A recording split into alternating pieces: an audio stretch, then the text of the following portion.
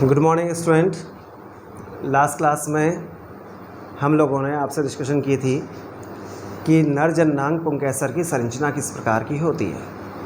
Dear student, हम लोग पढ़ के आ रहे हैं, हम बायोलॉजी में चैप्टर नंबर 2 पढ़ रहे हैं जिसका नाम है पुष्पी पादपों में लैंगिक जनन। उस लैंगिक जनन में मैंने आपको नर जननांग पुंकेसर, आई रिपीट, नर जननांग पुंकेसर के बारे में बता चुका हूँ। पुंकेसर के साथ साथ जो हमने आगे पढ़ा लघु बीजाणु की स्टडी में आपको करा चुका हूँ। लघु बीजाणु के बाद मैं आपको परागकण की संरचना के बारे में भी बता चुका हूँ। तो आज जो हमारा पॉइंट होगा वो होगा कौन सा जननांग? मादा जननांग होगा।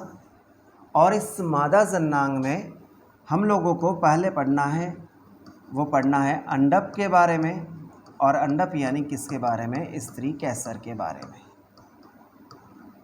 तो अब आपसे सबसे पहले ये पूछा जाए कि अंडप या स्त्री कैसर है क्या, तो आपका जवाब होगा, आपका आंसर होगा कि अंडप क्या है? किसी भी पुष्प का मादा जननांग है। लेकिन अंडप वास्तव में बनता किससे? जिससे मैंने आपको पहले बताया तना क्या है? रूपांतरित प्ररोह है। मैंने बताया पुंकेसर क्या है? लघु बीजाणु पर्ण का रूपांतरण है। उसी तरह मादा जननांग जो है वो क्या है? गुरु बीजाणु पर्ण का रूपांतरण है। तो अब बात करें कि अंडप या स्त्री कैसर क्या है, तो आप बोलेंगे कि ये गुरु बीजाणु पर्ण का रूपांतरण है जो किसी भी पुष्प में मादा जननांग की तरह कार्य करता है। Is that clear? समझ में आ गया बेटा यहाँ तक? अब आगे बात करें कि इस अंडप की संरचना किस प्रकार की होती है। तो एक पुष्प में जो अंडप होता है बेटा वो सामान्यतः मुख्य रूप से 3 भागों में विभक्त होता है। इसका जो सबसे ऊपरी भाग है इसे हम बोलते हैं वर्तिकाग्र। ये ग है बेटा, ये जो है इसका नाम है वर्तिका। और ये जो स्वेलन या फूला हुआ भाग है इसको हम बोलते हैं ओवरी या अंडाशय। और ये किस पर स्थित है? पुष्प के कहाँ पर स्थित होता है? पुष्पासन पर स्थित होता है। अब हम आपसे बात करें कि भाई वर्तिकाग्र जो इसका शीर्ष भाग है उसका काम क्या करता है। तो जब मैंने आपको पहले बताया कि एक क्रिया होती है इसका नाम है परागण है, बताया था आपको परागण। परागण में मैंने बताया था कि पुष्प में क्या मुक्त होंगे? पुंकेसर से परागकण मुक्त होंगे। और ये परागकण कहाँ पहुँचेंगे? स्त्री कैसर के यानी मादा जननांग के कहाँ पर पहुँचेंगे? वर्तिकाग्र पर पहुँचेंगे। बात समझ में आ गई बेटा? तो इस क्रिया को हमने नाम दिया था परागण। तो ऑब्वियसली वर्तिकाग्र करता क्या है? तो वर्तिकाग्र परागकणों को यहाँ पर रुकने के लिए प्लेटफॉर्म देता है और यहीं पर परागकणों का क्या होता है? अंकुरण होता है। बात समझ में आ गई? तो वर्तिकाग्र परागकणों के लिए प्लेटफॉर्म का काम करता है और परागकणों का जो अंकुरण होता है वो भी वर्तिकाग्र पर ही होता है। आगे बात करें वर्तिका क्या है, तो वर्तिका एक लंबी बेलनाकार संरचना है जो अंडाशय को और वर्तिकाग्र को आपस में जोड़ती है। बात समझ में आ गई? अब हम बात करें कि वर्तिका का काम क्या है, तो जब ये परागकण का क्या होगा? अंकुरण होगा, तो इसमें एक नलिका बनेगी जिसको मैंने पहले आपको बताया है पोलन ट्यूब या पराग नलिका बनेगी। और ये पराग नलिका इसी वर्तिका से होते हुए कहाँ पहुँचेगी? अंडाशय की ओर पहुँचेगी। बात समझ में आ गई? तो वर्तिका का काम क्या है? पराग नलिका को किस ओर जाने का? अंडाशय की ओर जाने का मार्ग प्रदान करना। अपन पूछे क्या वर्तिका सभी पादपों में एक समान होती है?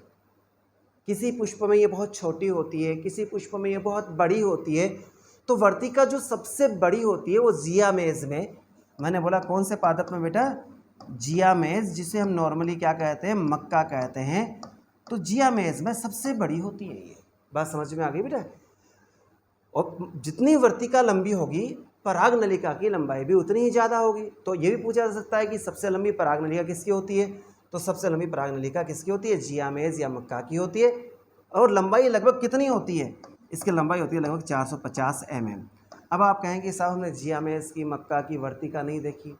तो आपने मक्का का जो फल देखा है जिसे नॉर्मल भाषा में आप भुट्टा बोलते हो, देखा है ना आपने? उस पर देखो ग्रीन कलर के कवरिंग के बाद थ्रेड लाइक धागे जैसी बहुत सारी संरचनाएं आती हैं और वो सारे धागे वास्तव में क्या हैं, वर्तिका हैं। Is that clear? अब बात करें तीसरे भाग के बारे में, जिसका नाम क्या है, अंडाशय।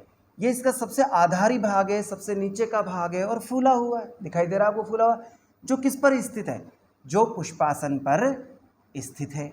बात समझ में आ रही है बेटा? अब इस अंडाशय के अंदर एक गोलाकार संरचना और पाई जाती है और इस संरचना को हम बोलते हैं बीजांड, या इसे बोलते हैं ओव्यूल। अब अपन बात करें बेटा, आपको पता है कि जब इसका यहाँ पर क्या होगा, निषेचन क्रिया होगी, तो अंडाशय से आगे चल के क्या बन जाएगा, फल बन जाएगा, और बीजांड से क्या बन जाएगा, बीज। इसीलिए बीज किस में बंद होते हैं, फल के अंदर बंद होते हैं, फल की भित्ति में क्या होते हैं, अनक्लोज होते हैं, बंद होते हैं। बात समझ में आ रही है बेटा?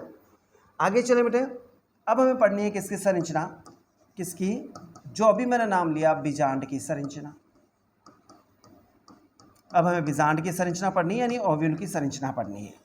एक्चुअली बीजांड को हम बोलते हैं गुरु बीजाणु धानी।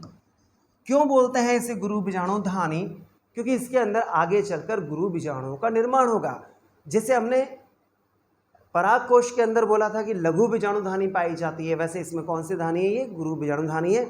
जहाँ लघु बीजाणु धानी में लघु बीजाणुओं का निर्माण होता है, वहीं गुरु बीजाणु धानी में गुरु बीजाणुओं का क्या होता है, निर्माण होता है। अब इसकी संरचना में देखें तो इसमें सबसे पहले जो सेंट्रल भाग है, इसका जो केंद्रीय भाग है, उसे हम बोलते हैं बीजांड काय बोलते हैं। बीजांड काय कौन सी कोशिकाओं से बना होता है, तो ये बना होता है कौन सी कोशिकाओं से, मृदुतकीय कोशिकाओं से बना होता है। मृदुतकीय कोशिकाओं की खास बात क्या होती है कि उनमें विभाजन की क्या होती है, क्षमता होती है, और वो कोशिकाएं जीवित होती है। तो बीजांड काय की कोशिकाएं, जो कि सारी की सारी कोशिकाएं कैसी हैं, द्विगुणित हैं और मृदुतकीय हैं, ये क्या करती हैं, विभाजन करती हैं, और विभाजन करके बीजांड काय के चारों ओर एक आवरण का क्या कर लेती है, निर्माण कर लेती है। ये आवरण बन गया बेटा।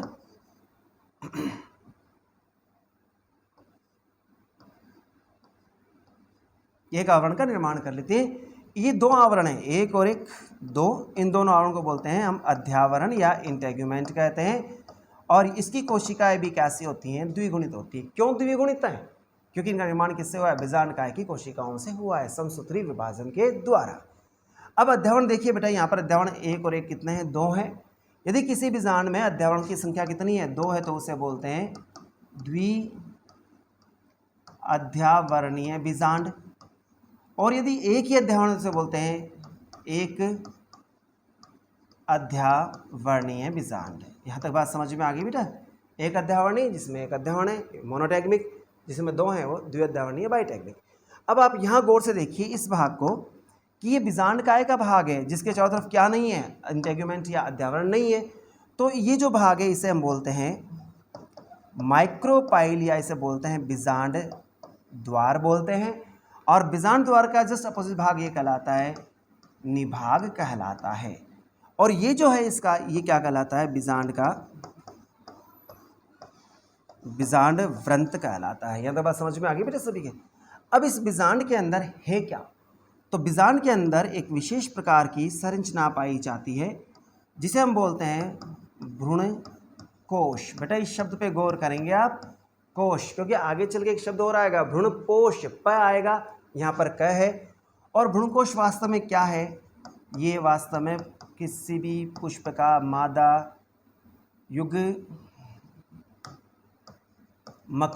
है। मादा युग्मकोद्भिद यानी इसमें मादा युग्मक का क्या होगा, निर्माण होगा।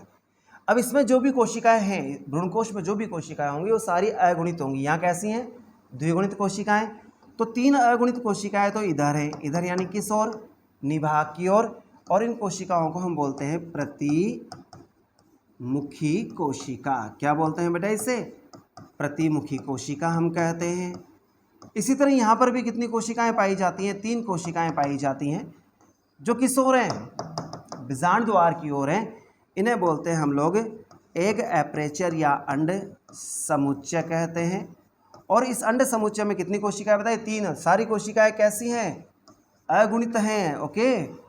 और इन तीन कोशिकाओं में क्या है, एक तो, दो तो हैं कौन सी कोशिकाएं, सहायक कोशिकाएं, और एक जो है वो कौन है, मादा युग्मक है जिसे हम बोलते हैं एग सेल या अंड कोशिका। बात समझ में आ गई बेटा। और इसके केंद्रीय भाग में पाई जाती हैं 2 अगुणित कोशिकाएं एन और एन। कोशिकाएं आपस में मिल गई हैं लेकिन केंद्रक आपस में नहीं मिला है, तो कोशिका तो हुई एक लेकिन केंद्रक होगा 2। इसे हम बोलते हैं सेकेंडरी न्यूक्लियस या कौन सा केंद्रक, द्वितीयक केंद्रक कहते हैं। तो कुल मिला के भ्रूणकोश में या मादा युग्मकोश में कितनी कोशिकाएं हो गई, 1 2 3, और ये एक ही कोशिका बनी जाएगी 4 5 6 7। तो ये कितने कोशिकी है, 7 तो कोशिकी है। अब केंद्र के बारे में बात करें, 1 2 3 4 एंड 5 6 7 8 कितने केंद्रक होते हैं, 8 केंद्रक होते हैं। और ये सबसे इंपॉर्टेंट क्वेश्चन है आपका कि आवर्त बीजी पादपों का भ्रूणकोश कोशिका और केंद्रक के आधार पर कैसा होता है। तो आपका आंसर होगा कि ये 7 कोशिकीय और 8 केंद्र की ये संरचना होती है। और ये सबसे मोस्ट इंपॉर्टेंट क्वेश्चन है। ये अपने पास संरचना होगी बीजांड की यानी गुरु बीजाणुधानी की। नेक्स्ट क्लास में हम जो स्टडी करेंगे वो भ्रूणकोश कैसे बनता है, मादा युग्मक कैसे बनता है, मादा युग्मकोद्भिद कैसे बनता है। तब तक के लिए have a good day, thanks.